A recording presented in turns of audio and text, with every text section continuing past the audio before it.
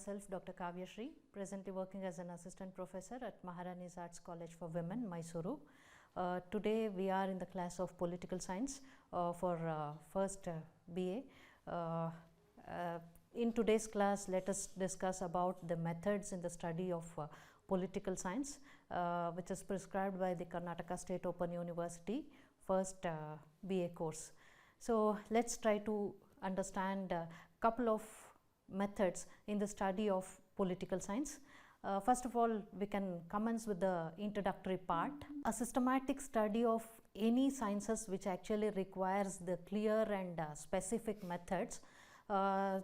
Similarly, political science does not carry any instrument or techniques for the study of its goals, process and purpose of state as well as the government.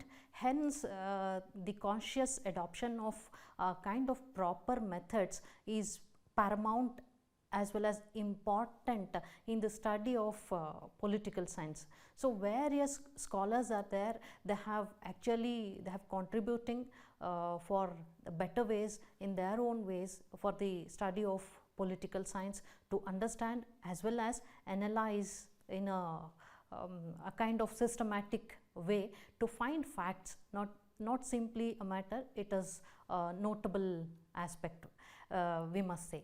Eminent scholars like Auguste Comte and John Stuart Mill, then Sir George Cornwall, Louis Alexander Bain, and the other scholars like Bryce and all, they have given their own contributions in terms of the methods of political science. Here number of approaches are there, various approaches are there in the study of political science. In our syllabi we are having 4 major methods in this unit, like historical method is there, comparative method is there, empirical method is there, and behavioral approach is also there. Let's try to understand one after the other in a brief way. So let me go with the historical approach first. According to the advocates of this particular approach, political theory cannot be only when the historical factors like the age, place and events etc. But every political institutions has been a history of its own, and it is observed that some political institutions are the products of history. Hence, without a product of history, we cannot move further. That is the more important thing. And there cannot be a comprehensive study of politics without the history, because it gives a clear-cut picture and which lead us to the further. In the sense, historical method is also provides realism in political science. And then the value of the historical method lies in the fact, the fact that which actually enable us to arrive in the fact, and of course it's to have certain generalization on the basis of truth, realities that are actually collected from the history itself. We must know, and of course we can agree with that. Some important exponents of the historical methods are Sir John Shelley, and then Freeman, Edmund Burke, Montesquieu and other scholars are there. This approach actually is in a form of a kind of experimental factors which actually descriptive and narrative in nature, because history keeps on narrate so many events in the past decades or past things. It is called as evolutionary approach also. Then this fact on the basis of explanation present, and it can also lead us to the future political phenomena. It comes under the inductive method, that is we can see over here, And an important scholar, Frederick Pollack, who opined that it seeks to an explanation of what is the institutions are, what was there in the history. Some meritorious aspects we can understand here. It helps to arrive at generalization on historical part. The most important thing is fact, and political phenomena can be understand and upheld for effectively, in a sense, in a brief way. And then political theories are not only the product of history, but also serve as the instrument of molding the history by their forces. Though there are a lot of merits, some limitations can also come across in the historical approach, like it's a mere narration of what do we call events, or having ethical or philosophical judgment. And then next is problems and challenges are also differ from generation to generation. And the next thing is it may not repeat again and again in a certain generations. That is also there, but somehow it is fact that we can agree with history can lead us to the future like a torchbearer, that we cannot forget. And this approach I would like to conclude by saying history is the root of political science, and similarly political science is the fruit of history. So next approach here is comparative approach.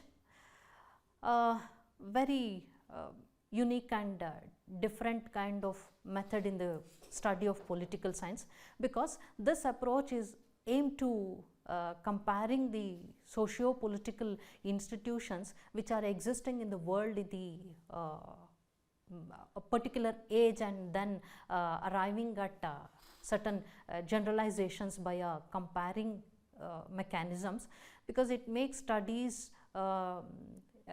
within different institutions, or can be understand their laws and such other things which are actually underlying them.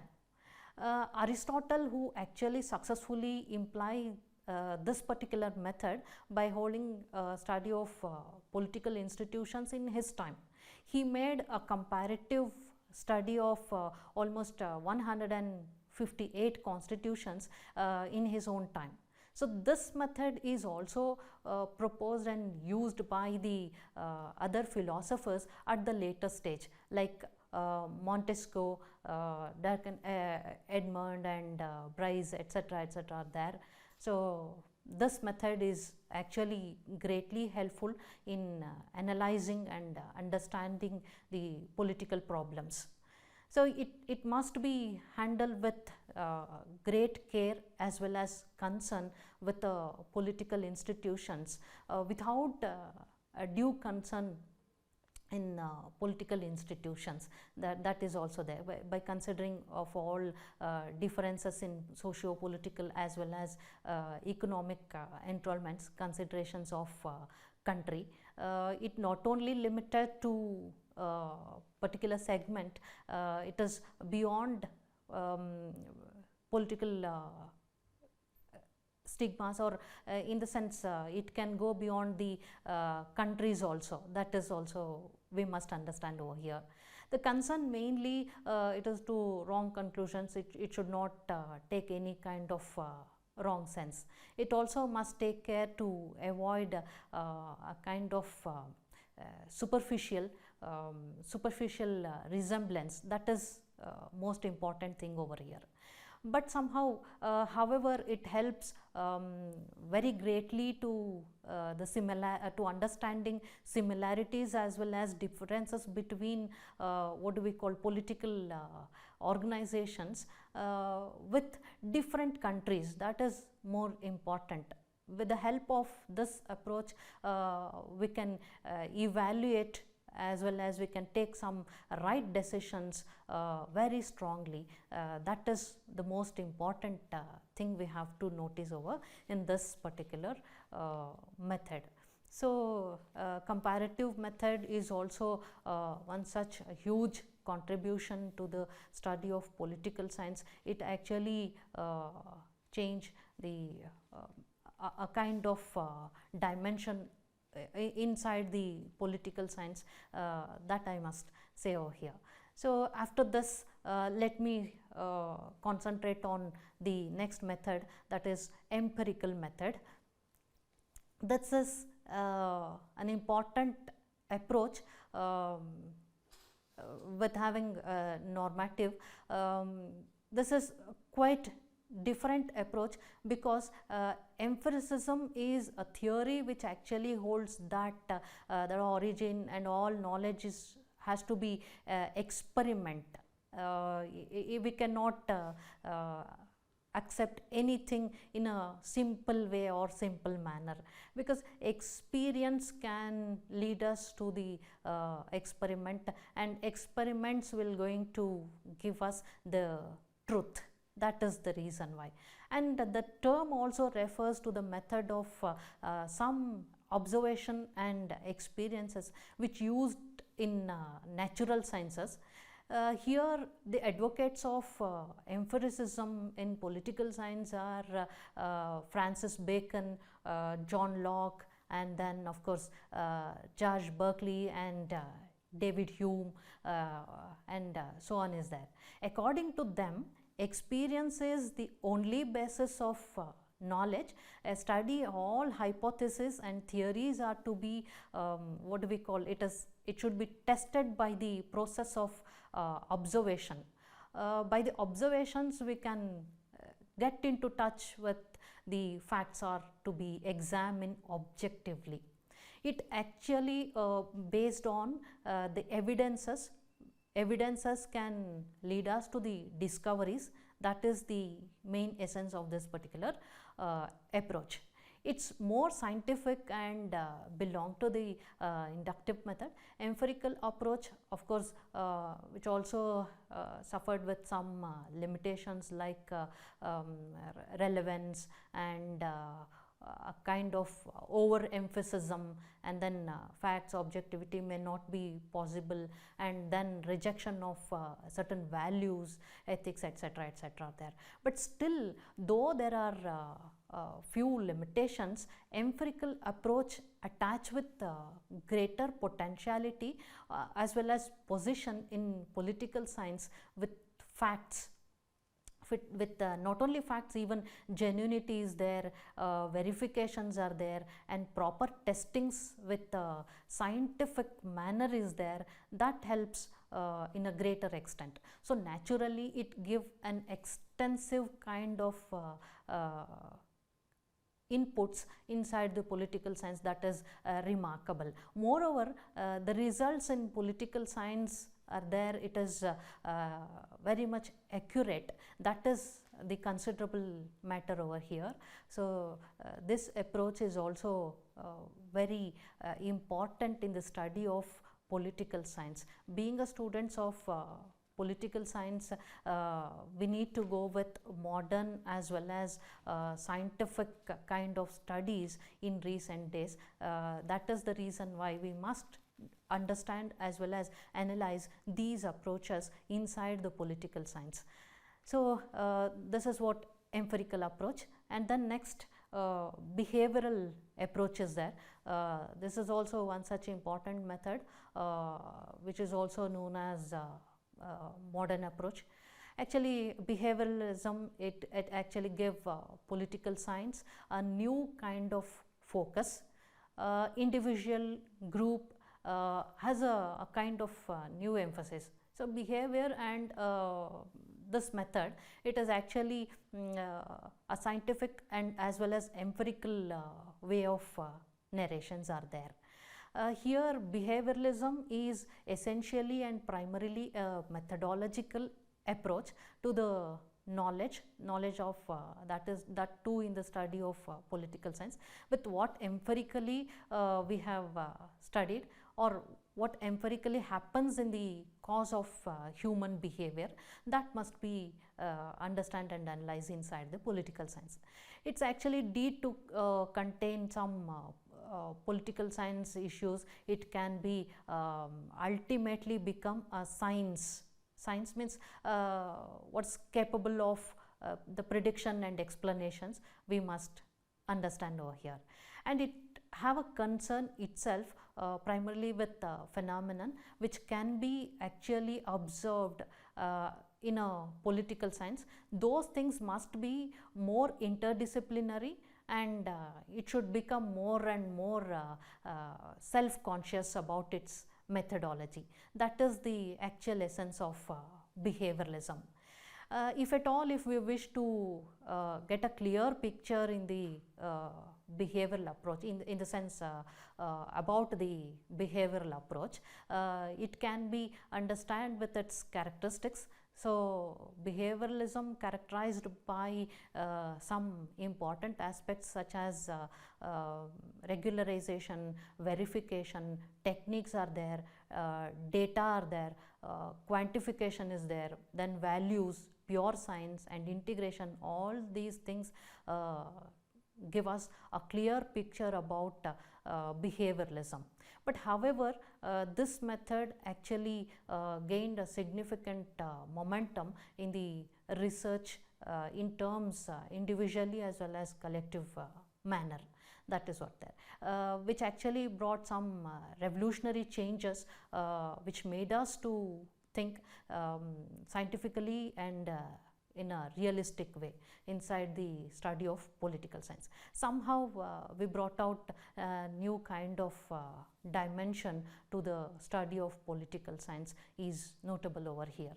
Being a students of political science, we must understand these kind of approaches which really helps us to understand, evaluate and move with further studies, and how political science has got its remarkable place in humanities, we will be definitely understand with the help of all these approaches. However, these approaches are very important in the study of political science. Not only these, further more approaches are also there. We can study on our own efforts at any time. That is what. And then let me move on to the conclusion. Concluding part, we must say that it is a systematic study of political science, in sense it clearly formulated some methods of political science. So that kind of methods which actually gives multi-dimensional as well as a kind of extensive views. Here we have discussed 4 important approaches like historical approach, comparative approach, empirical approach as well as behavioral approach. So historical study can guide us to the what do we call understanding the past, and which will lead to the present as well as future. Similarly, after studying human institutions and the other organizations, we are arrive at a generalizations that can be possible through a comparative studies with the help of comparative approach. Similarly, empirical and behavioral approaches are modern approaches which are more scientific and logic one. That is more important. Here are some aspects of political science which have been actually tested, verified and observed thoroughly. So if we done this, which made us to go for an analytical studies, that is very, very important as well as helpful aspect in our studies. In the sense in terms of political studies towards state, government and other aspects of political science. So with this, I would like to conclude this session. In our next session, let us try to discuss the other aspects of political science. Thank you.